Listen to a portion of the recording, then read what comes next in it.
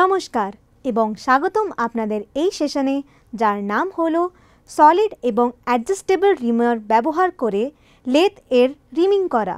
তাহলে চলুন শুরু করা যাক এই বিশেষ অনুষ্ঠান। আসুন এখন এই অধিবেশনের উদ্দেশ্যগুলো দেখে নিই। এই সেশনের শেষে আপনি সক্ষম হবেন রিমিংয়ের জন্য ভাতা রেখে অ্যালোয়েন্সটি গর্ত ড্রিল করতে, হ্যান্ড রিমার দিয়ে গর্তের মধ্যে রিম করতে, একটি প্লাগ গেজ ব্যবহার করে রিমিড গর্ত চেক করতে, সামঞ্জস্যযোগ্য রিমার ব্যবহার করে 0.1 mm ব্যাস দ্বারা রিমিড গর্ত বড় করতে। এই অনুশীলন সম্পাদনের জন্য প্রয়োজনীয় সরঞ্জামগুলি হল আউটসাইড ক্যালিপার্স, স্টিল রুল,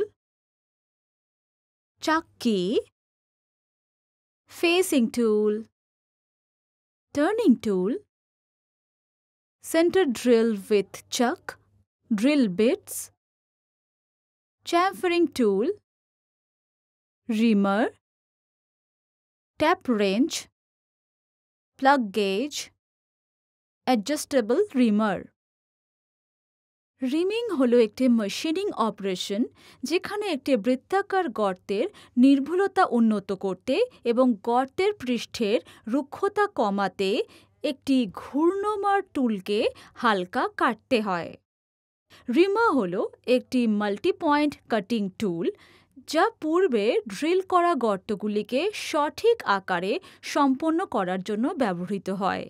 রিমার্সকে দুই ভাগে শ্রেণীবদ্ধ করা হয়, যথা হ্যান্ড রিমার্স এবং মেশিন রিমার্স। হ্যান্ড রিমিং ম্যানুয়ালি করা হয়, যার জন্য দক্ষতা প্রয়োজন। মেশিন রিমারগুলি মেশিন টুলের স্পিন্ডেলে লাগানো হয় এবং রিমিংয়ের জন্য ঘোরানো হয়। রিমারের আকার নির্ধারণ করতে drill size equal to reamer size minus under size plus over size. Reamer size হল প্রয়োজনীয় ফিনিশড হোল সাইজ।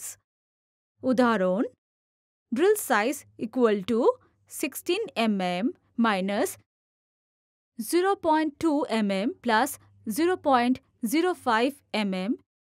এটা ইকুয়াল টু হল drill size equal to 15.75 mm। আসুন এখন রিমিং অপারেশনের ক্রমটি শিখি। আউটসাইড ক্যালিপার্স এবং স্টিল রুল ব্যবহার করে কাজের অংশের আকার পরীক্ষা করুন। একটি 3/4 চাকের মধ্যে কাজের অংশটি ধরুন যাতে প্রায় 25 mm চাকের বাইরে থাকে। কাজের অংশের এক প্রান্তে মুখোমুখি অপারেশন সম্পাদন করুন। সম্ভাব্য সর্বাধিক দৈর্ঘ্য থেকে 30 mm ব্যাস পেতে টার্নিং অপারেশন সম্পাদন করুন। কাজের অংশটি বিপরীত দিকে ঘোরান এবং এটি পুনরায় ফিক্সড করুন।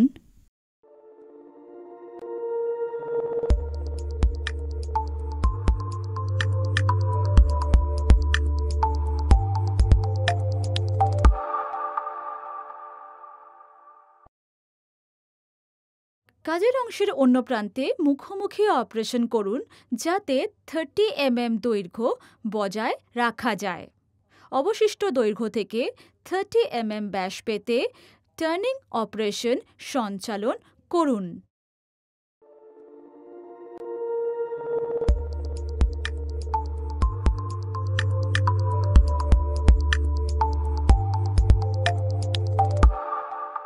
টেইলস্টক ব্যারেলে মাউন্ট করা একটি ড্রিল চাকের মধ্যে কেন্দ্রে ড্রিলটি ধরে রাখুন এবং কাজের অংশটিকে কেন্দ্রে ড্রিল করুন। একটি 10 mm এর পাইলট গর্ত ড্রিল করুন। 15.75 mm ডায়ামিটারের ড্রিল বিট দিয়ে কাজের অংশের মধ্যে গর্ত ড্রিল করুন।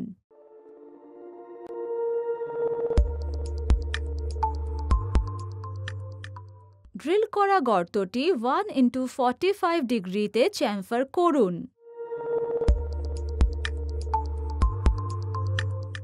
ব্যাস 16H7 হ্যান্ড রিমারের বর্গাকার প্রান্তে ট্যাপ রেঞ্চটি ঠিক করুন। ট্যাপ রেঞ্চ অবশ্যই লেদ কিড পরিষ্কার করার জন্য সেটা যথেষ্ট ছোট হতে হবে। টেল স্টকটিকে পিছনে সরান যাতে ডেড সেন্টার এবং ওয়ার্কপিসের মধ্যে রিমারের জন্য পর্যাপ্ত জায়গা থাকে। টেল স্টক ডেড সেন্টার দ্বারা সমর্থিত শ্যাঙ্কের সাহায্যে রিমারটিকে প্রি-ডিল করা গর্তে সামান্য রাখুন।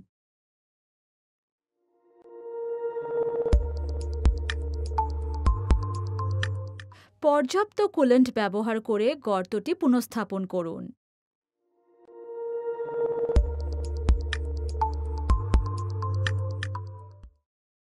রিমিং করার সময় সমান হ্যান্ড ফিট দিন।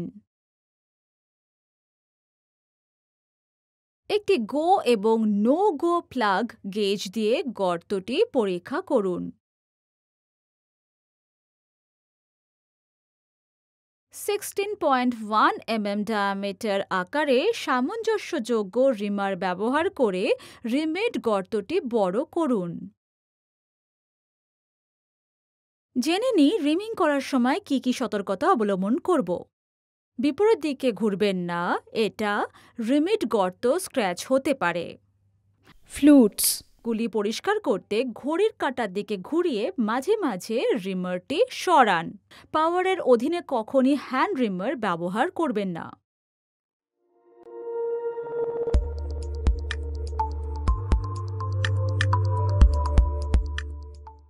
যদি প্লাগটি পুরো বোর্ড জুড়ে না যায় তবে এটি নির্দেশ করে যে বোর্ডটি টেপার্ড। গর্ত সীমার মধ্যে থাকলে গেজ সহজেই প্রবেশ করবে। চ্যামফার্ড দৈর্ঘ্যের বাইরে একটি গর্তে একটি নো গো গেজের প্রবেশ একটি বড় গর্ত, ঘণ্টা মুখযুক্ত বা টেপার্ড গর্ত নির্দেশ করে। আমরা যা শিখেছি চলুন সংক্ষেপে জেনে নিই। রিমিংয়ের জন্য অ্যালায়েন্স আকারে একটি গর্ত ড্রিল করা, হ্যান্ড রিমার দিয়ে গর্তের মধ্যে রিম করা, একটি প্লাগ গেজ ব্যবহার করে রিমিড গর্ত চেক করা, সামঞ্জস্যযোগ্য রিমার ব্যবহার করে 0.1 mm ব্যাস দ্বারা রিমিড গর্ত বড় করা। সুতরাং এতক্ষণ আমরা সলিড এবং অ্যাডজাস্টেবল রিমার ব্যবহার করে লেথ এর রিমিং করার ব্যাপারে কথা বললাম। তাহলে দেখা হবে পরবর্তী পর্বে।